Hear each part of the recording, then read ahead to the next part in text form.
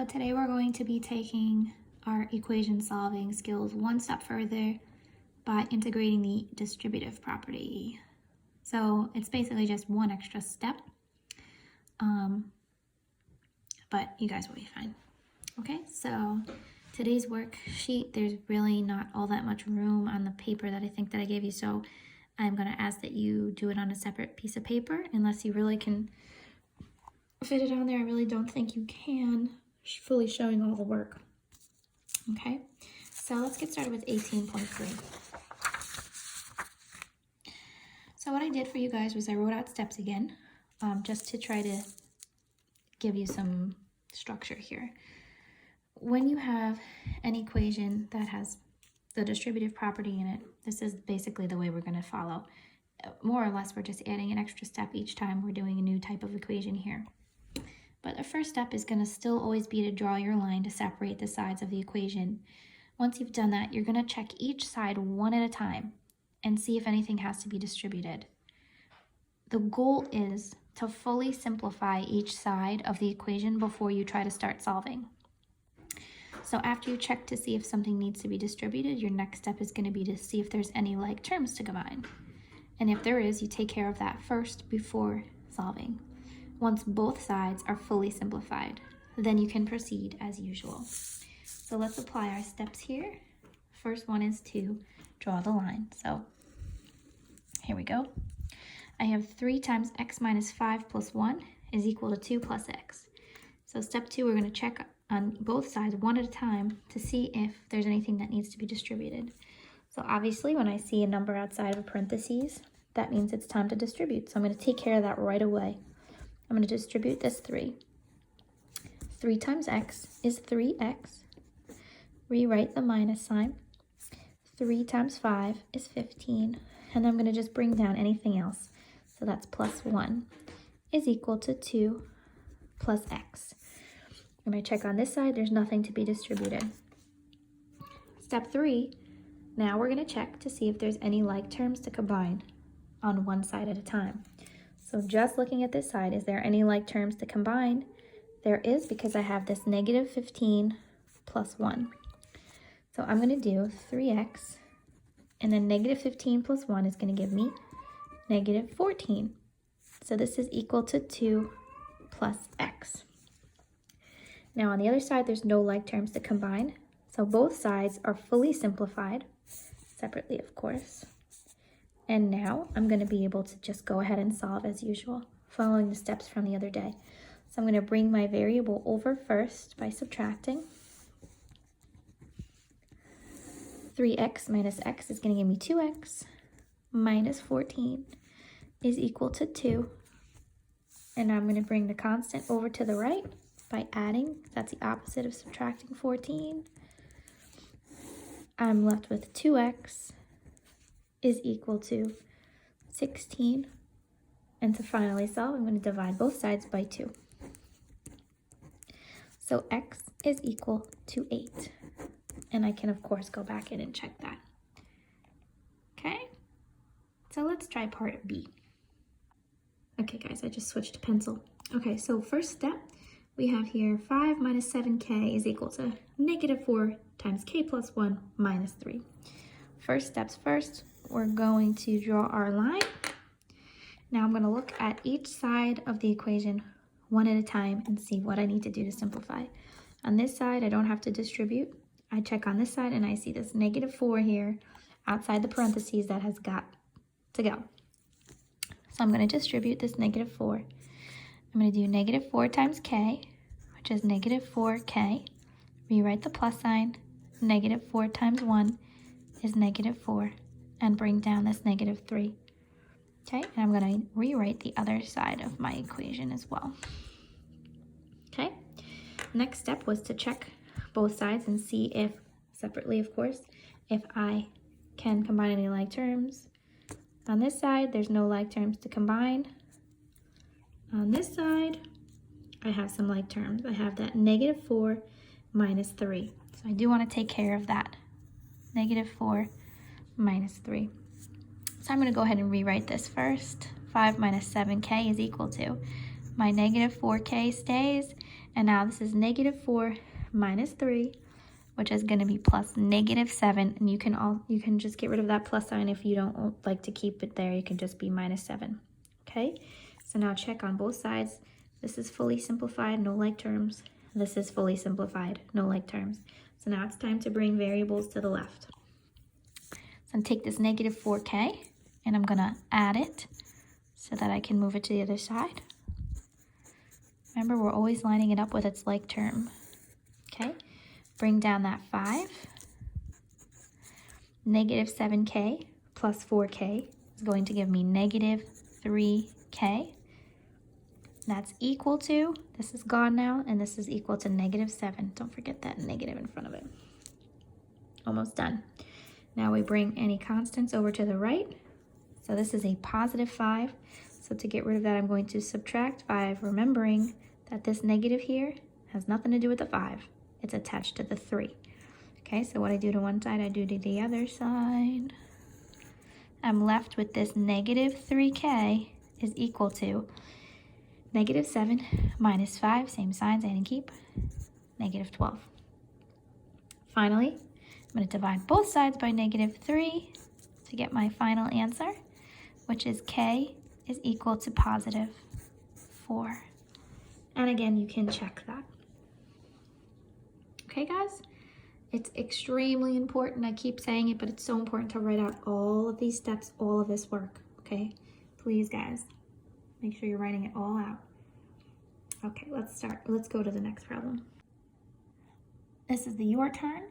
I'm going to have you guys pause it, try it yourself, and come on back to check your answers, following my steps and showing all of your work.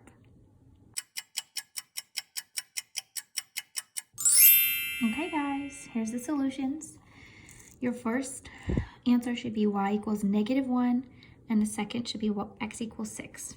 Just to clarify, I probably should have said this before I had you start, but remember that when you distribute, you have to include the sign that is attached. So I would bet probably a few of you forgot that there. This is a negative 9. Okay, I rewrote it, but it's that subtraction sign is telling us that that 9 is negative. So when we distribute, we have to distribute the negative 9. So you keep the 3, and when you distribute this, you get negative 9y plus negative 9 times 2, which is negative 18. Okay? So then when you combine your like terms there, you get negative 15, and so on and so forth. We end up with a negative 1. Okay? For number 2, we didn't have any negatives to distribute. This one was a little more straightforward, and I ended up with x equals 6. Okay, so I distributed the 2 first, then combined like terms, brought my variable to the left, brought my constants to the right, and I found that x was equal to 6. Okay, so what we're going to do next, I know, like that wasn't enough. We're going to just take a look at what happens when we have the distributive property on both sides of the equation. And I'll tell you right now, it's nothing different. You just have to do it twice, okay? So I'm going to do this one first, and then you guys will do the your turn, just like we did before. Now this problem also combines rational numbers, which we learned in the last lesson, which I'm sure you all just loved, dealing with fractions. So what we're going to do is we're going to distribute first, and then I will take care of the fractions afterwards. Okay, so I'm going to follow the same exact steps. I'm not going to do anything differently, okay? So I'll draw my line, and I look at both sides, and I see, do I have anything to distribute? Just because this is a 3/4 doesn't mean, it does not mean that I have to do anything differently. And you have a choice here, okay? Your choice is that you can distribute the 3/4 first, or you can handle the fraction first and get rid of it. So what did we do yesterday? We multiplied both sides of the equation by the LCM of the denominator. So since the denominator is just 4 and there's no other fraction here, I can multiply both sides of this equation by 4 to get rid of that fraction. So when you do this, it's only going to apply to the number outside. Okay, so this will cancel out, and I'll be just left with 3 times x minus 13 And then 4 times negative 2 will give me negative 8 times 9 plus x. Now this is the easier way, okay? The other way is to distribute the 3/4 first and then get rid of the fraction. So what I'll do is I'll show you both ways, but we'll go through this way first, okay? So I just have to distribute the 3 on the left first. So this is 3x. Rewrite my minus sign, and then 3 times 13 is going to give me 39 is equal to, and then on the right I'm going to distribute the negative 8. So negative 8 times 9 is negative 72. Rewrite my plus sign. Negative 8 times x is negative 8x. And now there's nothing to combine on either side, like terms. So I'm going to move my variable to the left. Opposite of subtracting 8x is adding 8x. I end up with 11x minus 39 is equal to negative 72. Okay, from here I'm going to add 39 to both sides. And I'm going to get, oops, 11x is equal to, and this is going to be negative 33. Okay, and now from here we divide both sides by 11, and x is equal to negative 3. Okay, now returning to what I said at the beginning, if you want to first distribute your fraction, you're going to find that you're going to end up with the same thing either way. So I'll show you what I mean. If I chose to distribute the fraction first, I would have ended up with 3/4 x minus 39 over 4. And then on this side, I would have had my negative 18x plus negative 2x. So my next step here would have to be to get rid of this fraction like we did yesterday. So I would be multiplying both sides by the LCM of the denominators, which is 4. Okay, and then I have to do that to the other side as well. This would cancel out, and I would get 3x minus these 4's would cancel out, minus 39 is equal to, and then I would have to do negative 18 times 4, which will give me negative 72, times negative 2x, plus negative 2x times 4, which would give me negative 8x. So as you can see, get the exact same thing. 3x minus 39 is equal to negative 72 plus negative 8x. You'll get the same thing. I just think that getting rid of the fraction right away is easier, because then we're dealing with nicer distribution and whatnot. Okay, so my suggestion is to get rid of the fractions ASAP. Okay, so we're going to look down here at these, and I would like for you guys to try these on your own. Follow the exact same steps that I just did here. Okay, separate your equations. Try to get rid of the fractions first, then distribute. Okay, and be super careful here because we have a lot of negatives going on. Okay, all right, have fun. All right, guys, so here's the solutions. For number 3, I got negative 4, and number 4, I got t equals 7. So just to clarify, what I did was I got rid of my fraction first by multiplying both sides by 3. Okay, remember, since these are in parentheses, all you're really multiplying is the first term in front. Okay, so this becomes, that canceled out, it became just the inside, which was b plus 16, because this was b plus 16 times 1, so I didn't even need that. And then when I multiplied by 3 on this side, I ended up with negative 12. So I distributed this very carefully. I did negative 12 times negative 5, which gave me positive 60. I rewrote my subtraction sign, and then I did negative 12 times b, and I got negative 12b. The double negative turned into a positive there. Okay, then I brought my variable to the left by subtracting, and then I brought my constant to the right by subtracting, and I finally found b was negative 4. Okay, for number 4, I again chose to get rid of my fraction first by multiplying by the denominator, which was 5, both sides.